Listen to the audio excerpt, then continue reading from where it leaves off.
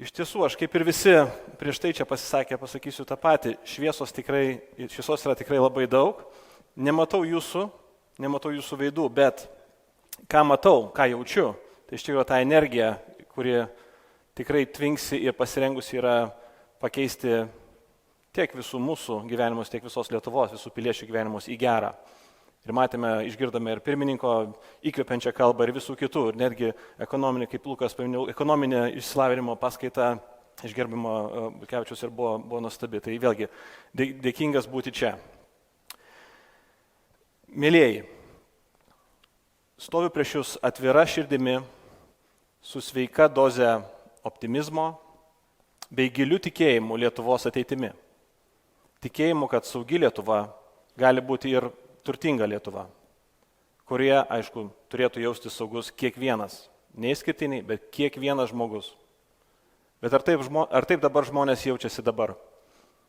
Nemanau. Mes turėjome pasisakymą jau prieš mane, kurie, aš manau, tai patvirtina netgi faktais. Bet nemanau, žmonės taip nesijaučia. Žmonės nesijaučia saugus, nesijaučia turtingi. Kodėl? Nes naujus geopolitinius iššūkius mes pasitinkame kaip niekad susipriešinę, suskirstę savo šalies gyventojus į savus ir svetimus, pažangius ir atstumtuosius, rinkėjus, kurie gali būti išgirsti, ir kitus, kuriems teks palaukti naujų rinkimų.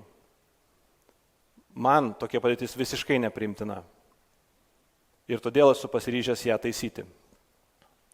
Esu kaunietis, gimęs paprastoje, bet mylinčioje šeimoje, tremtinio Adomo, kuris žuvo Vorkutos lageriuose anūkas, augęs be išskirtinių privilegijų, bet apsuptas rūpestingumo, meilės ir šeimos paramos. Už visą tai jaučiu didžiulį dėkingumą. Tikiu, kad būtent saugumo jausmas šeimoje man leido siekti užsibrėžtų tikslų, nebijoti iššūkių ir eiti savo paties pasirinktų išbandymų keliu. Nors teko apkeliauti pasaulį studijuojant ir dirbant, svarbiausi darbai visada laukia Lietuvoje. Tarnauti Lietuvos kariuomenėje, dirbti krašto apsaugos viceministru, galiausiai pakilti iki NATO vadovybės. Šiandien aš stoviu čia prieš jūs, nes tikiu, kad darbas savo šaliai ir jos piliečiams yra pats prasmingiausias.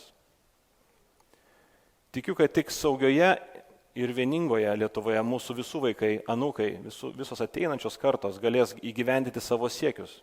Ir man tai nuoširdžiai rūpi. Šalies saugumas – pamatinė sąlyga suteikianti galimybę kurti turtingą, socialiai teisingą ir politiškai stabilę Lietuvą. Gyvename dabar geopolitinio nestabilumo laikais. Jau manau, visi tai paminėjome, visi, kas čia kalbėjo, paminėjo apie tą geopolitinį nestabilumą. Ir kai išorinės grėsmės yra visai šalia. Gyvename tokioje geografinėje platumoje, kur nesirūpinti savo saugumu yra pragaištinga. Užduokime savo paprastą klausimą. Kaip galime veiksmingai padėti Ukrainai, kitoms terrorizuojamoms demokratijoms? Jei nesugebame padėti patys savo ir nedovanotinai vėluojama kurti saugesnę Lietuvą. Gyvename valstybėje, kurios lyderiai nekalba ir nebendradarbiauja. Mes matome didėjantį valdžios nesugebėjimą priimti sprendimus. Toks yra ir vaidmuo valdžios – priimti sprendimus, bet to mes nematome. Mūsų politikos lyderiai diskusiją jau seniai pavertė asmeninėmis rietenomis ir šis lyderystės vakuumas jaučiamas ne tik šalies visuomenėje, ką mes labai jaučiame visuose regionuose ir iš kur esate visi atvykę, bet dėja matomas toli ir už mūsų šalies sienų. Stoviu prieš jūs su svarbia žinia, kuri šiandien aktuali kaip niekada. Mes turime kurti Lietuvą, kurią saugotų ne tik ginklai, bet ir piliečių vienybė ir pasitikėjimas savo valstybę bei jos institucijomis. Prezidento vaidmuo čia yra kertinis, esminis ir kertinis, nes būtent jo autoritetas nacionaliniais interesais pagristoje užsienio politikoje privalo užtikrinti, kad sąjungininkai gins mus čia ir dabar. Jokių klausimų čia negali būti. Čia yra nacionalinio intereso reikalas.